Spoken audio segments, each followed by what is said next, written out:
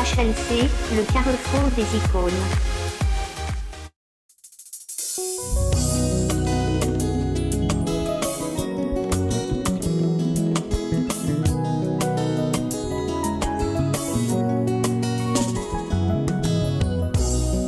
Ils te feront la guerre,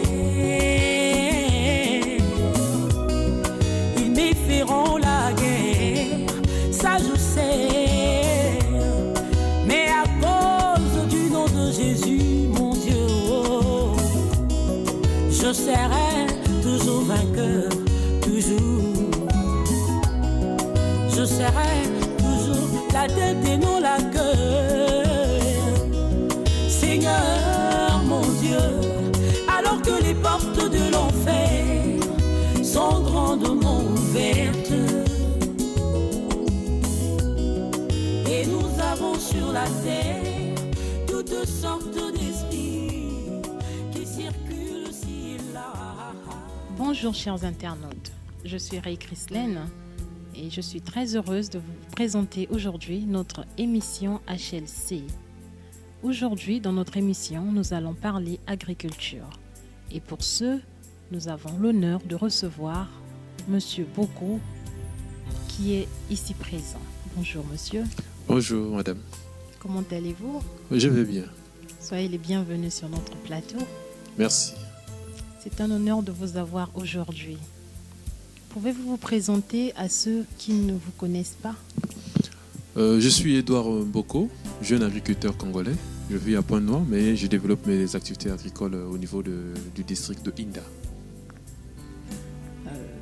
Vous êtes propriétaire d'un champ de maïs, d'une Oui. superficie de 100 mètres carrés. Pourquoi avoir choisi le métier d'agriculteur? Bon, si je l'ai choisi, c'est parce que c'est naturel, hein, je peux dire. J'ai eu un père agriculteur et je peux dire pour moi c'est un métier génétiquement lié, hein, dans mon sang. Voilà pourquoi je suis devenu agriculteur aujourd'hui. C'est une fierté pour la nation. Vraiment, vraiment, vraiment.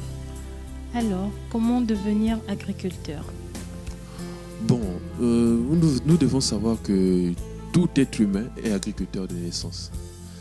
Parce que si on essaie un tout petit peu de demander, c'est-à-dire faire un sondage à travers tout le Congo, si on demandait à chacun de nous, est-ce que dans votre parcours de vie, avez-vous déjà planté ou sémé quelque chose comme étant une graine, un morceau de bois, et après ça a germé? Je crois que tout le monde dira oui, hein. Je crois que personne ne va dire que depuis qu'il est né, il n'a jamais planté ou sémé quelque chose. Donc, on est tous nés agriculteurs, mais malheureusement, certaines personnes, à un âge donné, se basent et font de ça leur métier de vie. Pouvez-vous nous donner l'importance de l'agriculture? L'agriculture est très importante dans l'existence de l'homme. C'est un métier qui se centre dans l'existence carrément de la vie humaine. Parce que c'est l'agriculteur qui produit tout ce que nous consommons comme produits agricoles. C'est grâce à l'agriculteur qu'on a un pain, c'est grâce à l'agriculteur qu'on a le manioc, c'est grâce à l'agriculteur qu'on a la pâte d'arachide, c'est grâce à l'agriculteur qu'on a de l'huile végétale, c'est grâce à lui qu'on a des multitudes de choses. Même les habits que nous portons à base du coton, c'est grâce à l'agriculteur. Du coup, nous comprenons de façon général que l'agriculture est vraiment vitale dans l'existence de l'homme. Et nous remercions vraiment les gens qui ont travaillé dans ces domaines et qui ont perpétué ce métier depuis la nuit des temps. Pensez-vous que nous pouvons bâtir un Congo meilleur en s'appuyant sur l'agriculture? Ça, c'est logique. Il n'y a aucun doute là-dessus. Ça, c'est logique et c'est la vérité. Les grandes économies du monde, je dis bien les grandes économies du monde, dont on peut citer les États-Unis, le Canada, la Chine, la France, l'Angleterre. Ce sont des pays qui se sont développés autour de l'agriculture. Ils ont fait de l'agriculture leur point de départ. Et le Congo, pour devenir grand, doit centrer son économie sur l'agriculture. En parlant d'expansion économique au Congo, Selon vous, quel est le taux de production agricole? Bon, difficile d'avoir des chiffres de façon officielle et difficile aussi à imaginer. Mais il suffit seulement de voir la production sur le marché, de faire la comparaison. Nous exportons quoi de production agricole au Congo et on pourra avoir une réponse. Mais je n'ai pas un chiffre exact. J'ignore exactement notre taux de production agricole. Mais espérons dans les jours à venir, je vais me rapprocher un peu du ministère de l'Agriculture pour me renseigner sur ça. Mais de façon officielle, même sur Internet, quand vous demandez, c'est difficile qu'on vous donne un chiffre. C'est vraiment difficile.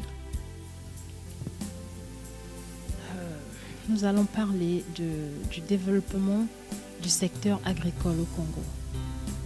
Selon vous, quel message pouvez-vous passer au peuple congolais, voire au peuple africain?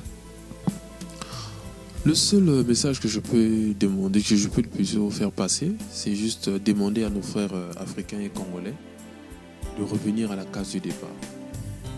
Dès que les gens disent, on ne peut jamais construire une maison sans fondement. L'économie d'un pays, son fondement est toujours dans l'agriculture. C'est bien vrai, l'économie de la cueillette, ça peut aider, ça peut apporter beaucoup d'argent, mais difficile que l'économie de la cueillette puisse pérenniser le travail dans un pays. Parce qu'aujourd'hui, on nous parle des ressources qui sont puisables et les ressources qui sont renouvelables. Les ressources qui sont renouvelables, on voit par exemple comme l'agriculture. L'agriculture, nous pouvons le pratiquer de génération en génération. Nous pouvons le pratiquer pendant des millénaires.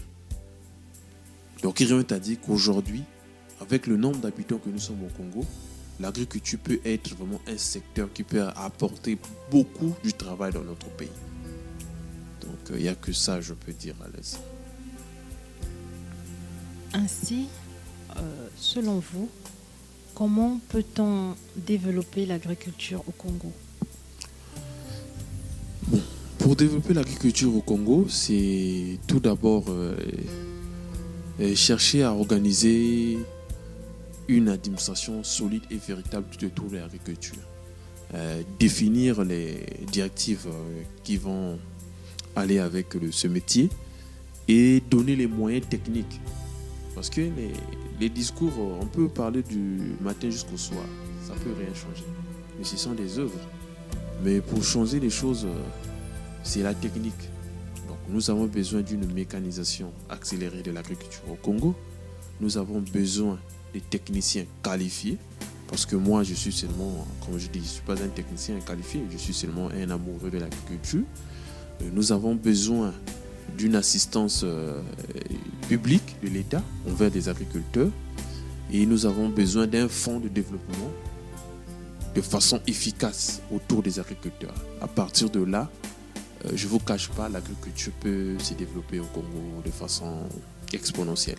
Monsieur Mboko, oui. Avez-vous un message à adresser aux investisseurs? Ça ne manque pas. Réellement, même moi, là où je suis là, j'ai besoin d'un investisseur. Avoir réalisé ce 1 hectare de maïs au niveau d'Inda, c'est vraiment pour moi, je pense que c'est insuffisant, bien que c'est le début, mais pour l'instant, c'est insuffisant. Parce qu'il faudrait voir la consommation du maïs au niveau de Pointe-Noire ou bien au niveau du Congo est très, très, très élevée. Donc, la demande est supérieure à la production. Donc, pour répondre à la demande, il nous faut des investisseurs. Moi, je suis pour moi ouvert. Je peux accepter n'importe qui peut apporter les capitaux dans le projet, qu'on travaille ensemble et qu'on développe l'agriculture au Congo ensemble. Je suis pour moi prêt à travailler avec n'importe qui veut vraiment nous accompagner. Je suis vraiment ouvert pour tout le monde. Chers investisseurs nationaux et internationaux, j'espère que vous avez entendu l'appel qui vous est adressé aujourd'hui. Je devrais ajouter que les terres sont disponibles au Congo. Les terres agricoles sont disponibles au Congo. Sur le 60% des terres agricoles au Congo, on n'utilise même pas le 20% de ces terres-là. Qui nous a dit que les terres sont disponibles. Donc on a besoin des investisseurs pour essayer au moins d'occuper même le plus de 30% des terres agricoles au Congo. L'agriculture, un métier d'avenir. Pensez-vous que cela est possible? Mais oui, hein, l'agriculture aujourd'hui, c'est le métier d'avenir. Nous remarquons que les Congolais ne sont pas intéressés. Bon, si les Congolais ne s'intéressent pas à ça, c'est d'abord c'est des choses qui partent depuis le milieu familial. Puisque vous savez que le citoyen est éduqué sous deux formes. Il y a l'éducation familiale et l'éducation civique que l'État donne. Donc si l'État n'oriente pas les gens dans certains métiers pour qu'un jour que ça puisse aider d'abord l'État en premier lieu, second lieu que cela puisse aider le citoyen lui-même. Donc aujourd'hui, je vais te prendre un exemple. Moi par exemple, quand j'avais 10 ans ou 9 ans, si je disais à mon père ou à ma mère que je devais devenir agriculteur, mon père, lui, il était agriculteur et ça pouvait comprendre. Mais est-ce que ma mère pouvait le comprendre? Donc nous, dans notre société, quand un enfant émet un rêve comme devenir agriculteur, on va le qualifier l'homme étant la personne la plus bête de la famille ou bien la personne la plus idiote de la famille. Donc pour nous, il fallait que la personne rêve seulement de devenir je ne sais pas quoi, oubliant que l'agriculture rapporte beaucoup plus d'argent que n'importe quel métier. Il n'y a pas un métier sur terre qui paye mieux que l'agriculture. Quand vous êtes agriculteur, en travaillant dans l'agriculture, vous gagnez plus que tout le monde. Moi, je te prends un exemple. Vous pouvez avoir un salaire de 2 millions. Annuellement, ça vous fait 24 millions. Vous, quand vous attendez 24 millions par an, moi, en tant qu'agriculteur, je peux le gagner en 3 mois. Vos 24 millions que vous attendez, pendant toute une année, moi je le gagne en 3 mois. Je peux le gagner en 6 mois. Je peux gagner des milliards en 3 mois. Je peux gagner des centaines de millions en 3 mois avec de l'agriculture. Pendant que vous vous attendez à un salaire, moi je peux gagner votre salaire de 10 ans en 3 mois. Je peux gagner votre salaire de 20 ans en 3 mois. Je peux gagner votre salaire de toute votre carrière professionnelle en une année. Du coup, voyez-vous que non, l'agriculture reste l'astuce la plus efficace pour essayer de sortir de la pauvreté à travers le Congo ou bien l'Afrique en général. Merci beaucoup pour tous ces détails. Chers internautes, l'agriculture peut nous aider à avoir un Congo meilleur. Nous sommes presque arrivés à la fin de notre émission. Monsieur Mboko, quelles sont vos perspectives d'avenir? Bon, les perspectives d'avenir, c'est simple. Hein? C'est tout juste chercher à passer de l'agriculture artisanale à l'agriculture mécanique. Passer de 1 hectare à 1000 hectares. Passer de 1000 hectares à 100 000 hectares. Donc l'espoir, c'est ça. La vision, c'est ça. Espérons que si vraiment les investisseurs et certains de nos citoyens qui ont le bon sens, qui veulent nous accompagner ou m'accompagner, ils sont libres. Ils peuvent me joindre et ensemble, on peut définir un plan, un projet d'ensemble et après, on va essayer de travailler ensemble. En passant, pouvez-vous donner vos coordonnées afin qu'ils vous joignent?